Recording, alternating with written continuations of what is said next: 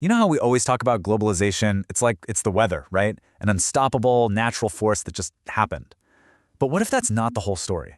What if it wasn't an accident at all, but was actually designed? That's the core idea we're going to dig into today.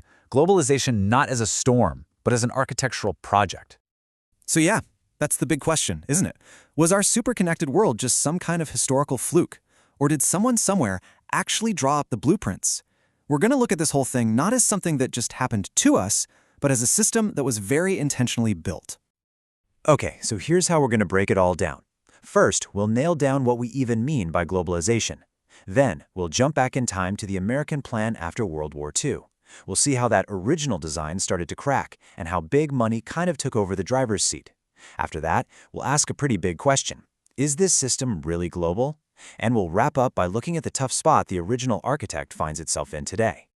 All right, let's dive in. First things first, what is globalization really? Well, the way we're looking at it today, it's not some brand new thing. Nope. It's more like the latest level of a very, very old power game. And to really get it, there's one key idea you've got to understand. And that idea is symbiosis. Seriously, think of this as the engine that's been driving modern history. It's this super tight, you scratch my back, I'll scratch yours relationship between powerful countries and big-time capitalism. You really can't have one without the other. This relationship, well, that's the architect we've been talking about.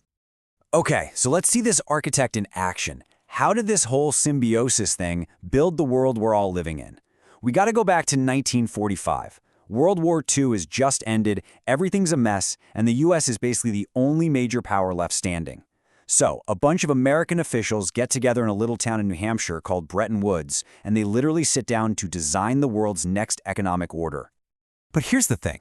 This wasn't all about holding hands and singing Kumbaya. The strategy they used is called patriotic internationalism. And it's a pretty clever name because the whole idea was to build a system that looked global and cooperative on the outside, but was secretly wired to make sure America stayed on top, both economically and politically, for a long, long time. And this is where it gets really interesting.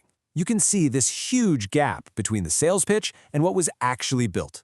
On paper, you have these new groups, right? The International Monetary Fund, the World Bank, they're all about global stability and helping everyone rebuild. Sounds great, right? But in reality, the US made sure it had veto power. It made sure any loans came with some serious strings attached. And, most importantly, it locked in the US dollar as the global currency. And when you look at the details, it's kind of wild how they pulled it off. For example, the original idea for the IMF's main fund was like $32 billion. The US team just went, nope, and slashed it down to $1 billion. They made it a rule that to get a loan, a country had to make internal economic adjustments, which was basically code for do things our way. And the World Bank, its main job was changed from giving out government loans for things like schools and hospitals to just guaranteeing private loans, often from, you guessed it, American corporations.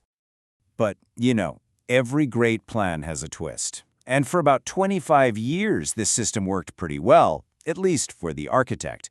But the thing about success is that it creates its own problems. And soon enough, some serious cracks started to show up in the foundation of this whole thing. You can see it all play out right here.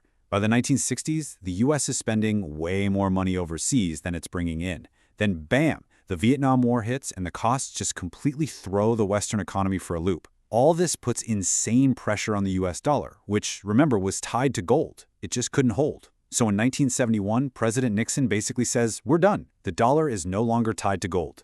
And just like that, the entire Bretton Woods system, it collapses. The original blueprint was officially in the trash. So the architect needed a plan B. The old system was toast. And this is where the US government makes a really crucial move. It's like they decided to switch co-pilots mid-flight. That symbiotic relationship we talked about, it was about to get a major upgrade, this time powered by the incredible rise of the multinational corporation. The new game plan was pretty straightforward. The US government would go all in on helping its biggest companies expand all over the world. The thinking was, hey, if our companies make a ton of money overseas, that cash can help pay for America's global influence, our military, everything. It was a way to solve that money problem that torpedoed the first system. The symbiosis was evolving. So how'd they actually do it? Well, one of the main tools was something called a Structural Adjustment Program, or SAP for short. Basically, if a developing country was in trouble and needed a loan from the IMF or World Bank, they had to swallow this pill. And it was a tough one. It was a whole list of rules designed to bust their economies wide open for foreign companies, and it often came at a massive cost to their own people. And here's the real kicker. Did these programs even work? Well, a huge study from MIT looked into it, and the answer was a pretty clear nope. In fact, these policies often made things worse. They caused even more social and economic chaos, because this cookie-cutter, one-size-fits-all approach just completely ignored what was actually happening on the ground in those countries. Which brings us to a really fundamental question, right? We call this whole thing globalization. But if you actually follow the money, if you follow the power, is it really global? Or is it just a really, really good marketing slogan? Well, the argument we're looking at says, no, not really. The power never actually spread out. Instead, it got concentrated in what's called the triad. That's the real core of the global economy. North America, Western Europe, and Japan. This little club is where the big decisions get made, where the money lives, and where all the key technology is controlled. And this chart, wow, it really drives the point home. Just look at where the investment money is actually flowing. The huge majority of it, something like 60%, just bounces back and forth between the rich countries in that triad. It's not flowing out to the rest of the world. It's more like a closed loop. The system is basically just paying itself. And the result of all this is just a staggering concentration of wealth. Get this, the richest 20% of people on the planet, who mostly live in the triad, by the way, they take home over 82% of the entire world's income. Just let that number sit with you for a second. 82.7%. And it's not just that it's unequal. The gap is actively getting wider. I mean, look at this. Back in the 1950s, the richest 20% were about 30 times richer than the poorest 20%. Fast forward to the 90s, after a few decades of this new phase of globalization, and that gap has doubled. Now they're 60 times wealthier. It's just incredible. Okay, so this brings us to the final and maybe the most fascinating part of the story. I like to call it the architect's dilemma. What happens when the massive, world-spanning system you built to project your own power starts to boomerang and cause huge problems right in your own backyard? And here is the great irony of it all. The United States, the country that literally wrote the rulebook, has gone from being the world's biggest lender to being a nation with a mountain of foreign debt.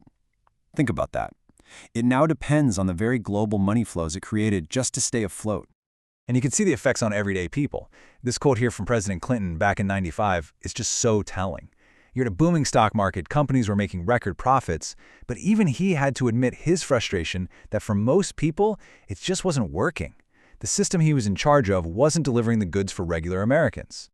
So in the end, the final product of this huge architectural project wasn't just a global economy, it was also a society that was getting more and more divided, splitting apart between the people who were winning from the system and the millions who were being left behind. The architect, it turns out, now has a serious problem in its own house. Which leaves us with one last big thought to chew on. If globalization wasn't some unavoidable force of nature, like gravity or the tides, if it was actually a system that was designed and built by people with specific goals, well, that means something pretty profound, doesn't it? It means that if something was designed once, maybe, just maybe, it can be redesigned,